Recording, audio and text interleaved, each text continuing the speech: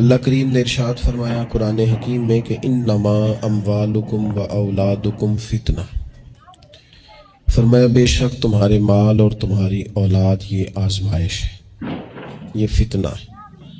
واللہ عندہ اجر عظیم، اور اللہ کے پاس بہت بڑا اجر ہے۔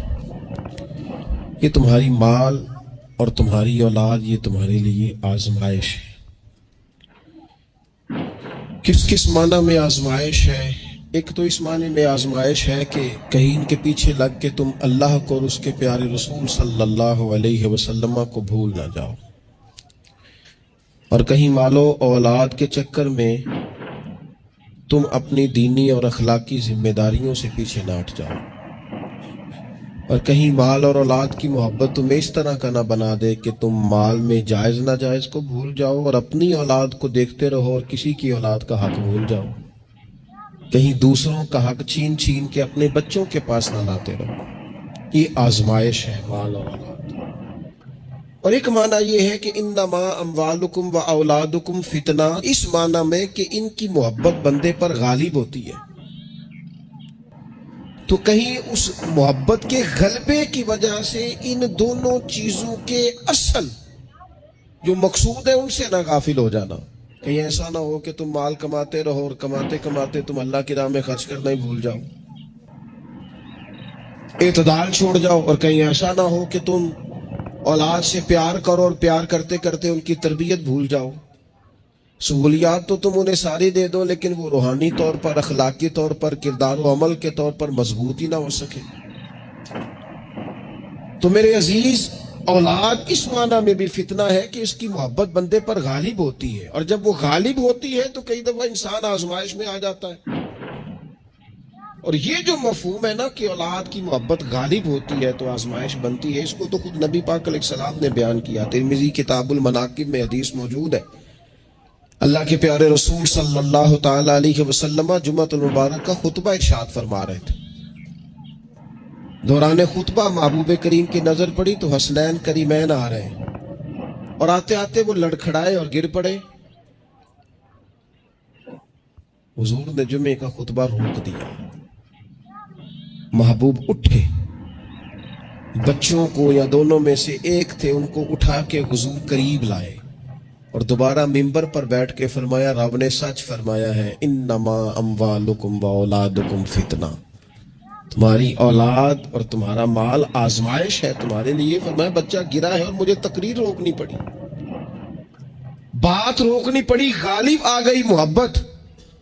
بھائی آپ اس بات کو اچھی طرح سمجھ لیں گے اور یاد رکھیں گے کہ اس محبت کے غلبے میں نہ بچوں کی تربیت کو بھولنا ہے، نہ مال کے اصل مصرف کو بھولنا ہے، نہ اصول و قاعدے ضابطے کو چھوڑنا ہے۔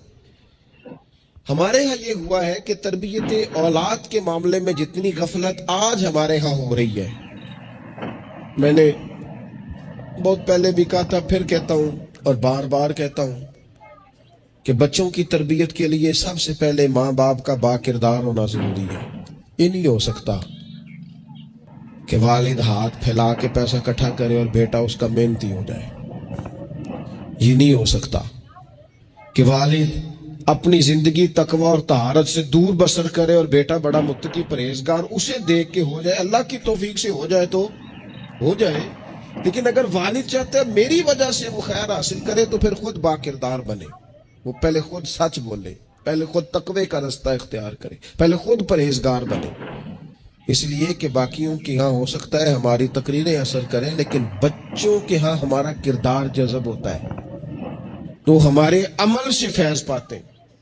تو پہلی بات تو یہ کہ ان سے رویہ اس طرح کا رکھا جائے کہ وہ ہمارے کردار سے سبق، اور دوسری بات یہ کہ اپنی اولاد سے پیار کیا جائے۔ ہمارے ہاں جناب بے پناہ ڈانٹ ڈپٹ ہوتی ہے بعض جگہوں پہ بچوں کو، خاص شفقت بچوں کے ساتھ آپ کا رویہ میٹھا ہو، ڈانٹنا کبھی کبھار ہے اور پیار ہر روز ہے۔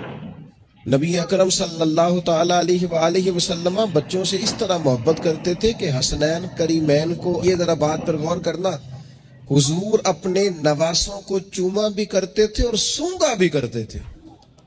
یہ بڑی خاص بات ہے، اس پر توجہ کریں۔ اور حضور سونگ کر پتہ کیا فرمایا کرتے تھے؟ فرمایا یہ میرے بچے میرے لیے پھول ہیں جنت کا۔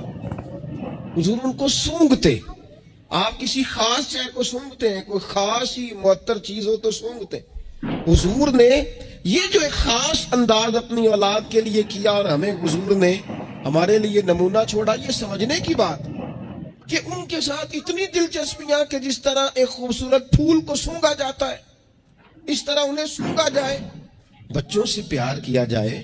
کچھ مطلب والد صاحب کہتے ہیں او جی میری نہ پھر پتر تو انہیں پتہ ہے نا میری پھر طبیعت کوڑی ہے.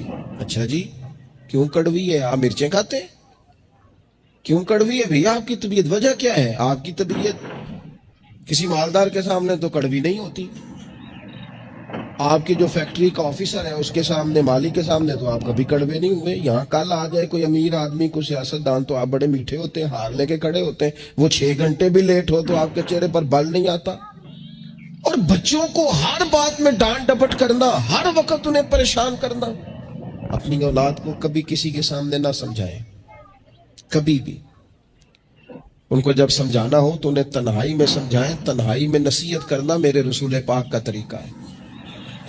میری گزارش ہے کہ ایک بیٹے کو دوسرے بچوں کے سامنے بھی نہ سمجھائیں, ان کی عزت نفس کا خیال کریں. کبھی بھی اپنے بچوں کو دوسروں کے بچوں کی مثالیں نہ دیں. فلانے کا بچہ ادھر چلا گیا, بھئی آپ کیوں کمپیریزن کرتے ہیں کسی کے ساتھ؟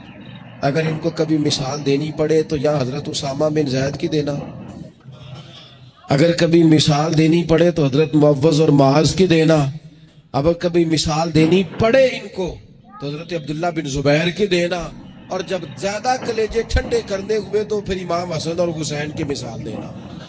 لیکن یہ کیا بات ہوئی فلانے کا بچہ دولت مند ہو گیا تو پیچھے رہ گیا؟ کیا بات کرتے ہیں آپ؟ آپ کے بچے کی عزت نفس ہے, وہ وقار رکھتا ہے, وہ سوچ رکھتا ہے. اور میرے نبی پاک نے فرمایا اپنی اولاد کی عزت کرو. کس کی؟ ہاں اپنے بچوں کو اکرام دو. ہر وقت ایک بزرگ کے پاس لوگ اپنا بچہ دم کرانے آئے تو ماؤں کی ایک طریقہ ہوتا ہے بات کرنے کا. اس نے آ کے کہنا شروع کر دیا, پہلے سارے ٹھیک تھے, سمجھدار بھی تھے, بات میں مانتے تھے, یہ ضدی بھی ہے, نکما بھی ہے, نکھٹو بھی ہے, لڑتا بھی ہے.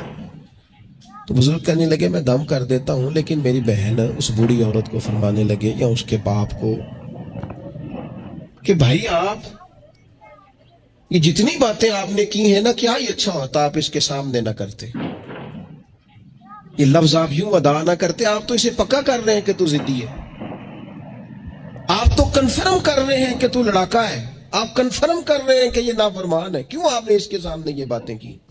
یہ آپ کو اگر کرنی تھی, کوئی دعا چاہتے تھے آپ اس کے لیے, تو آپ تنہائی میں مجھ سے بات کرتے. آپ اسے پکا کرا رہے ہیں کہ جس طرح کا میں کہہ رہا ہوں تو بچے کا ذہن بن جاتا ہے. جو اسے بار بار کہا جاتا ہے نا اس کا ذہن بن جاتا ہے میں ہوں اس طرح کا, مزاج اس طرح کا. اسے کبھی پکا نہ کریں, اسے تسلی دیں, اسے تشفی دیں, اس کی ٹھارس بندھائیں, اس سے پیار کریں, اس کے ساتھ محبت کریں, اسے آپ اس طرح کا رویہ دیں کہ بچہ آپ پر اعتماد کرے. حضور کی تو نواسی ضد کرتی ہیں, سب سے بڑی نواسی صحیح بخاری میں موجود ہے, حضرت زینب کی بیٹی. نبی پاک نماز کے لیے جا رہے, کہتے میں نے بھی جانا ہے. حضور نماز کے لیے آتے تو بچی کو اٹھا کے ساتھ لے آتے. صحابہ فرماتے ہیں نبی پاک قیام میں ہے تو بچی یہاں ہے. حضور رکوع سجدے میں جاتے تو بچی کو قریب کھڑا کر لیتے. اور پھر پیار بیٹیوں سے تو حضور نے کیا ہی. شہزادیاں چاروں جب آتی حضور اٹھ کے کھڑے ہوتے. سیدہ پاک کے بارے میں فرمایا, سب سے چھوٹی بیٹی کے بارے میں, کہ فاطمہ تو میرے جگر کا ٹکڑا ہے. لیکن یہاں بات ختم نہیں ہوئی, نواسوں اور نواسیوں سے پیار. میں نمازی ہوں جی, بچے کو لے جاؤ. میرے رسول پاک پر بچے پیشاب کر دیتے, حضور پانی بہا دیتے. تو میں پھر کیا ہو گیا ہے؟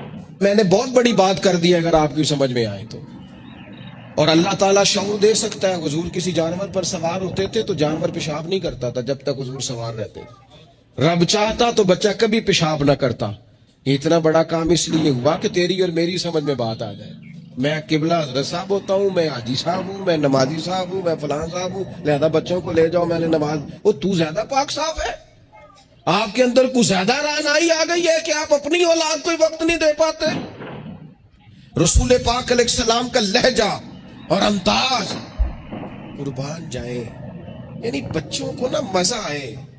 ساری دنیا سے پیسے لیے ہیں, انسان نے کمائیاں کی ہیں, جائیدادیں بنائی ہیں, بڑے بڑے اس کو پرافٹ ہوئے ہیں, لیکن ساری زندگی دادی کے 10 روپے بھولتے ہی نہیں. وہ جو دادا سے لڑ کے لیے جاتے تھے 5 روپے, وہ بھولتے ہی نہیں. وہ ابا جی سے کبھی پیسے چاہیے ہوتے تھے تو ابا جی سے نہیں ڈائریکٹ کہتے تھے, دادی اماں سے کہتے تھے, دادی آج 100 ہی لینا ہے. تو دادی کے پاس بیٹھے ہوتے تو ابا جی کو بلا کے دادی اماں کہتی روپیہ 500 دینا مینوں چاہیے. تو ابا جی کہتے اماں جی کی کر دینے, تینوں بازار دینا ضروری ہے, تو دے نا 500. تو ابا جی کہتے مینوں سمجھ لگتی پئی جو اتنے ہو رہا ہے نا. اب وہ ذائقہ ساری زندگی بھولا, اس کی لطافت نہیں گئی, اس کا حسن نہیں گیا. وہ 100 روپیہ نہیں تھا, وہ کروڑوں روپے تھے. اس لیے کہ جس چاشنی سے وہ ملے نا, جس درد سے, وہ اماں سے پیسے لیتے وقت تو یوں لگتا ہے کہ بندہ دنیا کے سب سے بڑے خزانے کے سامنے کھڑا ہے. اس لطف کو دوبالا کرے زندگی میں. یہ ہمارا کلچر نہیں, یہ ہمارا حسن ہے, یہ ہماری تہذیب ہے. نبی پاک علیہ الصلوۃ والسلام کی نواسی جناب امامہ بنت زینب رضی اللہ تعالی عنہما, ایک ہار آیا حضور کے پاس تحفے میں. تو حضور نے فرمایا میں نے اس کو دینا جو مجھے سب سے زیادہ پیارا ہے. ازواج مطہرات کہتے ہیں دوڑ لگ گئی تھی. حفصہ کو ملے گا, میمونہ کو ملے گا, ام حبیبہ کو ملے گا. سیدہ عائشہ صدیقہ کہتی ہیں میرے دل میں بڑی بات تھی کہ اگر کسی اور کو مل گیا نا تو میں تو سمجھتی ہوں کریم سب سے زیادہ محبت ہی مجھ سے کرتے ہیں. کہتے ہیں یہ بات چل رہی تھی اور وہ جو تھوڑی دیر کے لیے وہ انتظار تھا کہ کس کو ملے گا, تو وہ انتظار بڑا حسین, بڑا خوبصورت تھا, اس میں بڑی رعنائی تھی.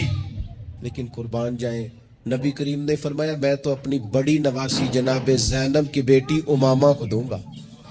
اور حضور نے وہ ہار لا کے انہیں اپنے دستے مبارک سے پہنایا. پر میں کتنا پیارا لگ رہا ہے میری بیٹی کو. تھوڑا سا نا اپنے رویے میں وسعت. بچوں کو ہماری حاجت ہے اور ہمیں دولت کی حاجت ہے, ہمیں پیسوں کی حاجت ہے. ہمارا گاہک آ جائے تو بچے کو تھپڑ مارنے سے باز نہیں آتے. 2 4 5 منٹ کی مصروفیت ہے کسی بندے کی تو وہ کیا کہے گا کہ لو جی بچہ آ گیا ہے. تو بچے کے ساتھ کھیلنا, بچے سے او سنو یار, حد ہو گئی. نسائی میں موجود ہے, سیاستہ کی روایت. نبی پاک نے سجدہ لمبا کر دیا. نہ میں اس سے بڑی بات نہیں آپ کو سنا سکتا. لمبا سجدہ ہو گیا, لمبا. صحابہ فرماتے پریشان ہو گئے اور طویل سجدہ رسول پاک نے فرمایا سجدہ. صحابہ فرماتے ہیں جب رسول پاک علیہ الصلوۃ والسلام نے نماز کی تکمیل کی تو 2 باتیں ہم نے عرض کی حضور. ایک تو ہم پریشان ہو گئے تھے کہ کوئی ایسی بات نہ ہو گئی ہو, خدا نخواستہ کوئی ناخوشگوار بات, اللہ کے حکم نے بھی آنا ہے, آپ نے ہمیں بتایا ہے. اور دوسرا ہمارا خیال تھا کہیں وحی تو نہیں نازل ہونی شروع ہو گئی. کئی دفعہ وحی آتی ہے تو دیر تک محبوب ایک حالت میں رہتے ہیں, ان 2 میں سے کوئی ایک ہوگی. تو حضور نے فرمایا یہ دونوں نہیں تھی. یا رسول اللہ پھر کیا تھا؟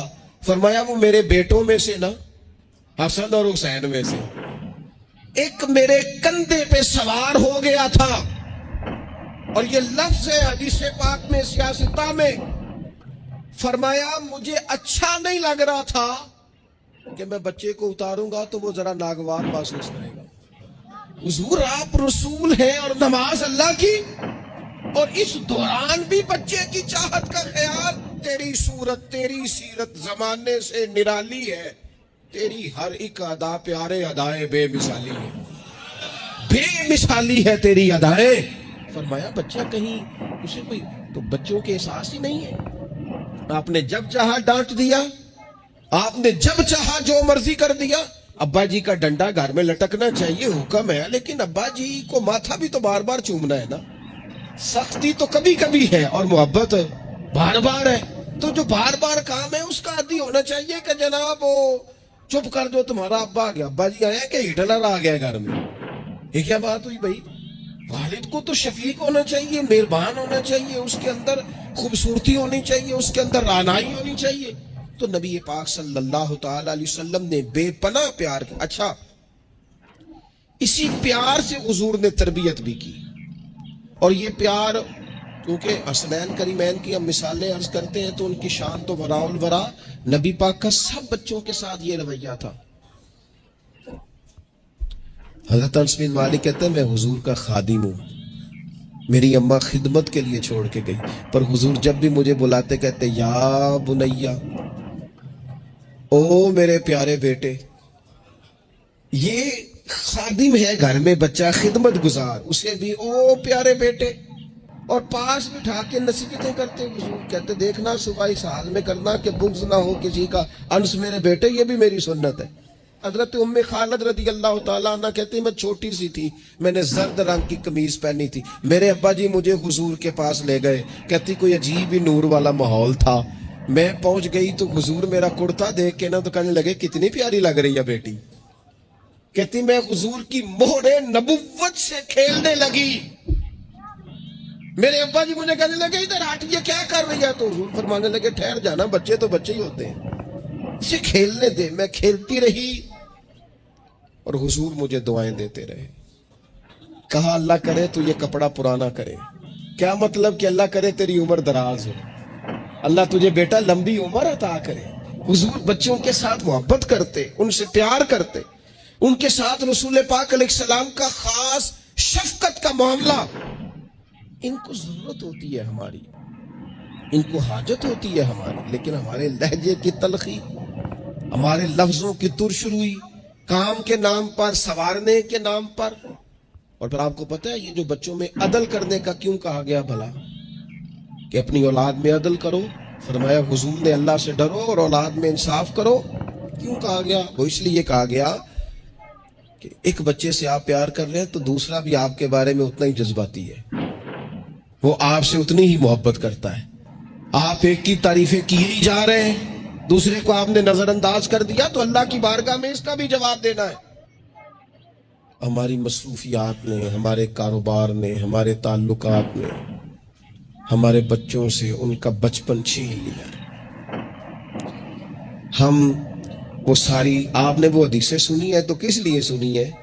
یہ صرف شان امام حسنین نہیں ہے، یہ تعلیم امت بھی ہے کہ نبی پاک علیہ السلام نے کندھے پہ بٹھایا ہوا ہے امام حسن اور حسین کو، کندھوں پہ. اور ایک صحابی نے جب کہا کہ کتنی پیاری سواری ہے تو محبوب فرمانے لگے سوار بھی تو دیکھ کتنا سونا ہے، تو دیکھ تو صحیح. تو یہ آپ میری بات کو سمجھے نا، کیا کوئی کمی تھی وہاں؟ فرشتے نہیں حاضر ہو جاتے 2 منٹ میں ہر خدمت کے لیے؟ صحابہ جان قربان کرنے کو تیار نہیں ہوتے، لیکن حضور نے کیوں کندھوں پہ اٹھایا؟ تاکہ مجھے تجھے سمجھ آ جائے کہ بچوں کو کندھوں پہ اٹھانا بھی کوئی کمال ہے. تو اپنی زندگی میں وہ خوبصورتی، اور پھر نبی پاک علیہ الصلوۃ والسلام بچوں کی تربیت جب کرتے تو بڑے خوبصورت انداز میں. آپ کو پتہ ہے صحابہ فرماتے ہیں بچے کھیل رہے ہوتے تھے تو حضور جب گزرتے تھے تو بچوں کو السلام علیکم کہتے تھے. نبی پاک بچوں کو سلام کرتے، حضور فرماتے ہیں السلام علیکم، بچوں کو سلام کرتے اور پہل کرتے سلام لینے میں. آپ بچوں کو سلام کرنا شروع کر دیں، امید ہے بچے بھی سب کو سلام کرنا شروع کر دیں گے. لیکن یہ شکوہ کرنا کہ لو جی میں اتنا بڑا بزرگ آدمی ہوں، میں اتنا بڑا پڑھا لکھا ہوں، میری یہ شخصیت ہے، آپ نے مجھے سلام ہی نہیں کیا، یہ تو مفت کا رٹا ہے. حضور بچوں کو سلام کرتے تاکہ بچوں کو السلام علیکم کی سمجھ آ جائے. یہ بچوں کو سکھائیں، انہیں یاد کرائیں، اور اس کا طریقہ یہ کہ آپ ان کو سلام لینے میں پہل کریں، آپ ان کو سلام کہیں. ہاں سکھانے کے لیے آپ ان سے مطالبہ کر سکتے ہیں کہ یار میں نے سلام کہا ہے، تمہیں جواب دینا چاہیے تھا، ہم نے کیوں نہیں دیا؟ تاکہ ان کو سمجھ آ جائے کہ یہ السلام علیکم اور وعلیکم السلام یہ ایک سنت ہے. پھر اللہ کے پیارے رسول صلی اللہ تعالی علیہ وسلم بچوں کو چھوٹی چھوٹی چیزوں کے آداب سکھاتے. حضور تشریف فرماتے تو ایک بچہ اندر آ گیا، السلام علیکم کہہ کے داخل ہو گیا، تو محبوب کریم نے بڑی محبت سے بڑے خوبصورت لہجے میں فرمایا بیٹا واپس جاؤ، پہلے اجازت لو، پھر سلام لو، جب اجازت مل جائے پھر اندر آنا. اس لہجے میں اتنی خوبصورتی تھی کہ اس بچے کے دل کی گہرائی تک میں سمجھتا ہوں بات اتر گئی ہوگی. وہ واپس گئے، انہوں نے جا کے اجازت مانگی، اجازت ملی اور سلام لے کے وہ دروازے رسول پہ حاضر ہو گئے. بچوں کے ساتھ خاص محبت، خاص دلچسپی. ایک دفعہ میں حرمین شریفین حاضر تھا، میرے بالکل سامنے اگلی صف میں نماز کا ٹائم ہو جاتا ہے جب، تو آہستہ آہستہ لوگ زیادہ آنے شروع ہو جاتے ہیں، تو زیادہ رش ہو رہا تھا، لوگ زیادہ جمع تھے. تو ایک بزرگ تھے تو وہ اپنے داماد سے، ان کی گفتگو سے اندازہ ہوا، میں نے کان تو نہیں لگائے ہوئے تھے لیکن بزرگ غصے میں بول رہے تھے تو بول ہی اونچا رہے تھے ذرا. تو وہ کہہ رہے تھے ਆਪਣੇ ਦਾਮਾਦ से कि बेटा तू है ते जवाई है, अब तेनू मैं गल करन दा मुनासिब ते नहीं समझदा, पर ये कि बच्चे तो आपने मेरे जिम्मे लगा दिए, वो मुझे ना इबादत करने देते हैं, ना कुरान पढ़ने देते हैं, नाना नाना कह के मेरे पीछे ही भागते रहते हैं। तो मैं हाजिर हूं, लेकिन थोड़ा सा ना इनको समझाएं और कायल करें, यहाँ आके मुझे जरा अल्लाह अल्लाह करने दें।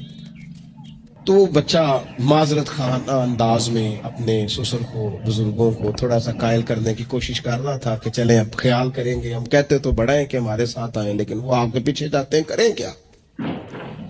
तो अब मुझसे न रहा गया, मैंने उनसे कहा बुजुर्गों मुनासिब तो नहीं, लेकिन आप बोले ऊंचा है तो सोम साहब ने लिया है, आपकी जाती बात है, अगर इजाजत दें तो एक जुमला कह दूं।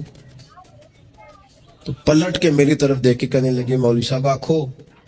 तो मैंने उनसे कहा बड़े खुश नसीब नहीं, इस मस्जिद में बैठकर नवासों का ख्याल रखना और उनसे प्यार करना, ये तो मदीने वाले रसूल का तरीका है। और ई सादत बजोरे बाजू नेस तान बख्शंदा खुदाए बख्शन, कुछ सादतें ऐसी होती हैं जो बाजू की कुव्वत से नहीं मिलती, तभी मिलती हैं जब रब अता करता है। तो मैंने कहा यहाँ तो नवासों से खेलना हुजूर का तरीका है, बाज चीजों में अल्लाह असर रखता है। थोड़ी देर खामोश रहे, फिर मैंने उन्हें आंसू पहुंचते भी देखा। कहने लगे अल्लाह तोड़ा भला करे, लो भाई पुत्र हुण तुसी भावें आराम करो। बाज दफा बातें वो नाराज भी हो सकते हैं, तो मैं तैयार था अगर वो नाराज होंगे तो मैं माजरत करूंगा, लेकिन थोड़ा सा ना एक बात मैंने जरूर करनी है आपसे।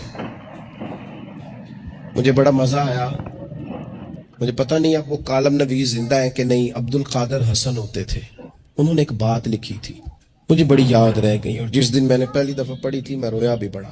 वो कहने लगे एक दफा गवर्नर मदीना ने ना हुक्म दिया था कि छोटे बच्चे लोग मस्जिद में लेके आते हैं रोज़ा रसूल सल्लल्लाहु अलैहि वसल्लम पर, तो बच्चे कालीन खराब कर देते हैं, मुख्तलिफ किस्म की चीजें गिरा देते हैं। तो इस तरह करें कि बच्चों को मना किया जाए, और कम से कम मकामी लोगों को जरूर मना किया जाए कि वो बच्चों को लेके ना आए। उन्होंने लिखा था कि रात ही को उस शख्स को ख्वाब में रसूल पाक अलैहिस्सलाम की ज़ियारत नसीब हुई, और नबी पाक अलैहिस्सलाम ने गवर्नर से कहा तुम ना अपने कालीन उठा के ले जाओ, पर मेरी उम्मत के बच्चों को मेरे शहर से दूर कोई ना करे, इनको आने दो, ये अपने रसूल के पास आए, ले जाओ अपने कालीन उठाकर, अगर तुम्हारी समझ में नहीं आता, लेकिन बच्चों को कोई आने से मना न करे। क्या कहा था मेरे इमाम ने हुजूर के बचपन के बारे में, कहा था अल्लाह अल्लाह वो बचपने की फबन, उस खुदा भाती सूरत पे लाखों सलाम, और पतली पतली गुले कुद्स की पत्तियां, उन लबों की नजाकत पे लाखों सलाम, उनके मौला के उन पर करोड़ों दुरूद, उनकी हर खूब खसलत पे लाखों सलाम, हर अदा पर ही कुर्बान जाए। फरमाया ले जाओ उठा करके तुम अपना सामान, लेकिन कोई भी यहाँ से बच्चों को दूर, अगर इनसे हमारा प्यार होगा तो ये हमारी बात भी समझेंगे, लेकिन उस मोहब्बत में भी एतदाल हो। उस मोहब्बत का ये माना हरगिज नहीं है कि उस मोहब्बत में वो कोई नाफरमानी की बात भी करें तो हमने कबूल करनी है, और उस मोहब्बत में वो अगर तालीम और तरबियत से दूर हो जाए तो उसे भी हमने कबूल करना है। लेकिन ऐसा ना करें कि बिल्कुल माहौल इस तरह का हो कि एक खौफनाक मंजर पेश करे।